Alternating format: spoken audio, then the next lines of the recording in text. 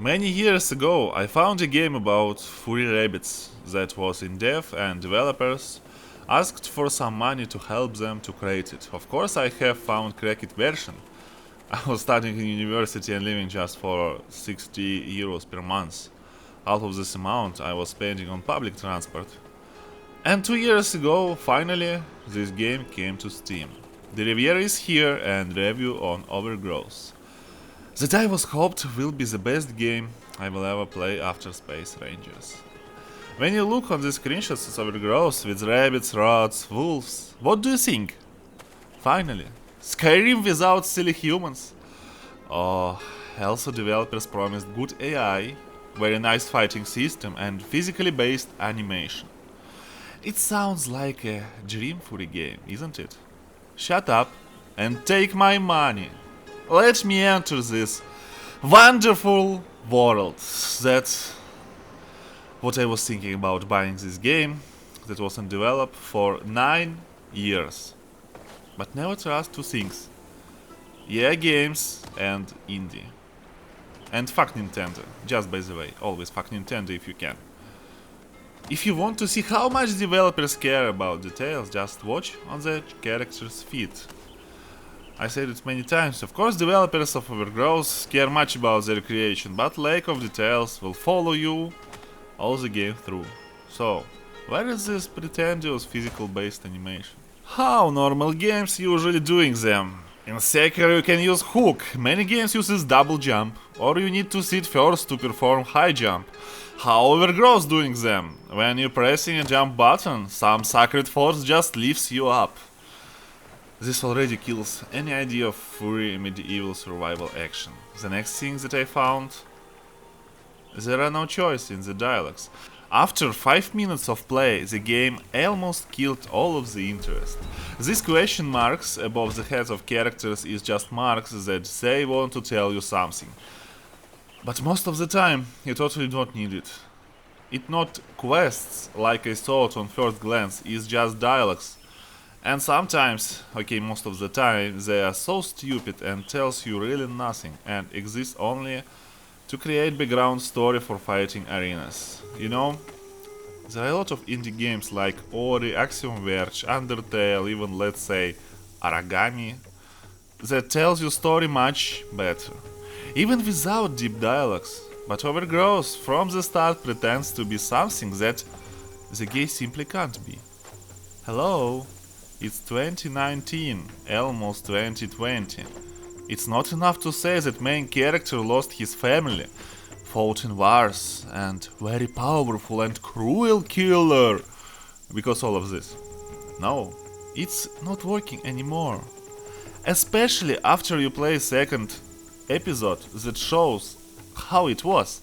Character motivation? Forget about it. Bad guys are evil. Good guys are good. You will be betrayed just for story. Even Call of fucking Duty makes Grey Moral better than Overgrowth. 9 years of development for what? For the engine? But you need good game that using your engine to give it sense. Let's move to the fighting system. Maybe here Overgrowth will shine. Most of the time you will just respawn and try, respawn and try, respawn and try. Because combat system makes battle results totally random. There are one-shot weapons, and from time to time you will be lucky to kill first, sometimes you will not. Overgrowth was totally not realistic from the start, but in fights it pretends to be realistic. Why? You are fighting with 2 buttons, one throws an enemy, other is a punch. But you never know when throw will work and when enemy will just kill you with 1 hit, and sometimes you can't even run away from him or from them if there is a crowd. Despite the fact that all screams here that rabbits fast and jump high. They are not, wolves are faster. Main idea of throw button is to hit and hold it when enemy's attack is near to reach you. Nothing new, but in Sekiro it works, here it is not. You will miss most of the time. Or you need to be developer to know how the shit works. How? In a game with a lot of different skills, maybe easier to control character than in a game with 2 fucking buttons. There is only one race that needs special treatment. It is wolves. You just need jump and hit them with legs. They will fall for a second. Repeat several times. You think this is interesting? No, it is not. Funny fact that the most interesting missions in Overgrowth is actually stealth missions. Many games ruining this mechanic, but here it is actually okay. Somehow it's funny to attack from behind, reduce amount of enemies' weight, and kill with spear. Maybe because this game is about hunters. Maybe it should just add a couple more, more stealth missions and more stealth mechanics, because that's where actually Overgrowth somehow able to shine. It's interesting, but it's need more abilities, more shadows. Because this mechanics at least works. Okay, forget about Sekiro, it's kinda new game. But in 10.15, Bloodborne was released with simpler than Sekiro fight system, and was interesting. And Dark Souls 3 before it, in Bloodborne. When you performed the role, you was able to avoid enemy's attack, and it was mostly clear when you need to do this. When you need to parry, but in Overgrowth it's not working. You have rolls, but trust me, better not to use them.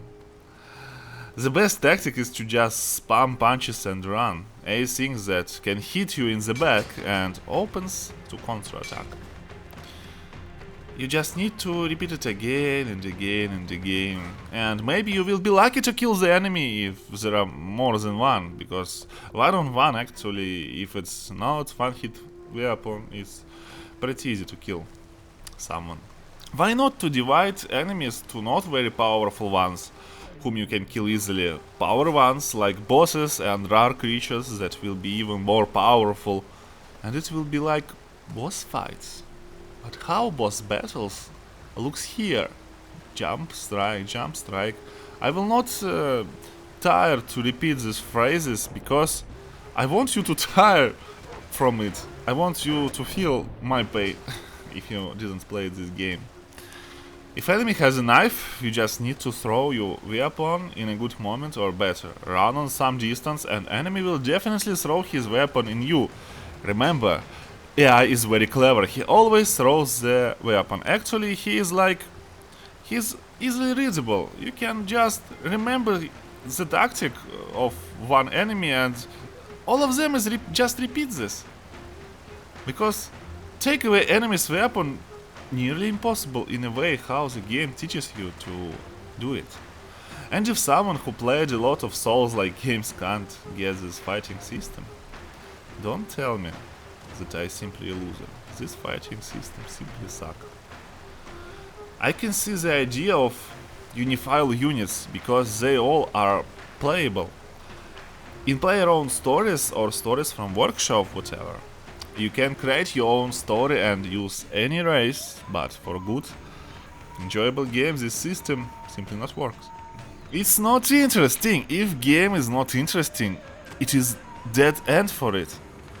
If you could at least do roleplay, it would be much better, but you can't. What can be worse for the game to not be entertaining? And the game brings nothing except this shitty fighting system. No inventory, no RPG elements, it's just straight as furry hater, it's just some kind of arena fightings. And the most interesting place was when I was needed to kill guys that was not able to do anything against my sword. I even will not ask why they attacked me. They needed to run away as fast as possible, like it's the most skilled warriors of their clan. It's very good AI, yeah. It's just cleverest one from all of the AIs that I have ever met. And it is the main story of the game.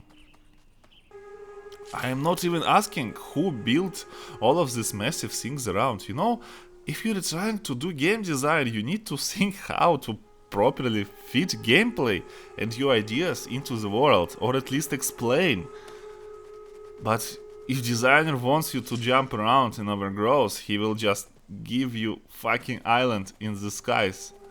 Okay. I guess it tells you most of the stuff. If developer somehow watching this video, Wiki says that game still taking upgrades, then just redo all of your shitty fighting system from the scratch and make your characters stop dropping weapons between levels. It's very annoying. It's things that, I don't know, it came from previous century. Make save points as altars. I don't know, something visible and understandable. Don't save progress in random points. Or at least somehow show that player reached checkpoint. Make unit strikes more understandable. By now it just kicks you in a way you can't catch the enemy, can't predict. You don't see it in VR from eyes of character with 144 FPS to pretend it to be like in real life. Make it easier. Because control of character and interactions is not as perfect as in real world, you know? You need to consider that you playing from gamepad. Make fast strikes that you can block and slow strikes that player can catch and take enemy's weapon. Give player ability to protect himself because now there is no normal block. Give an ability to lock on the target because it's unplayable without lock. How you was not able to get these simple ideas? I really can't get it. Hey, do you even play other games? Other games that's the one you're developing? I can see that by not having any interface during the game, developers tried to make game more immersive. But forget about it! Most of the parts of the game totally not look realistic and immersive, except stealth somehow. Just look at the new games on the market, take their practices, don't afraid to copy the best from them. You don't even need to develop something completely new. I'm saying all of this because in some parts I like the game. I like the characters, models and abilities, except bone systems that breaks hands. But overall, it has potential, but loses all of it because of completely stupid things that may be done properly even in indie game. You can say that it is the way you see the game, or your patrons, or whatever who pays for this game to be developed, you know?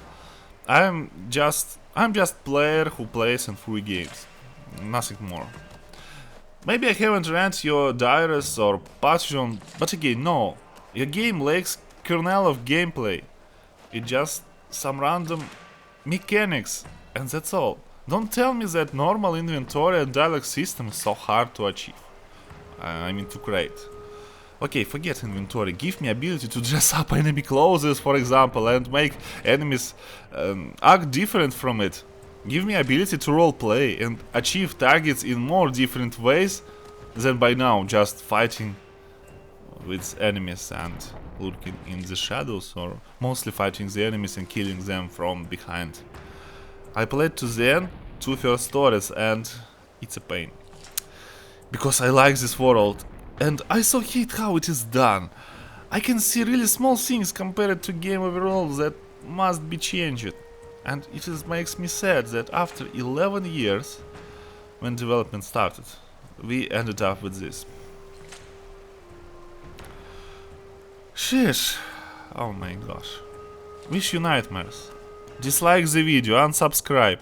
See ya. I am going to cry somewhere in the corner for ruined dreams of good furry game or games.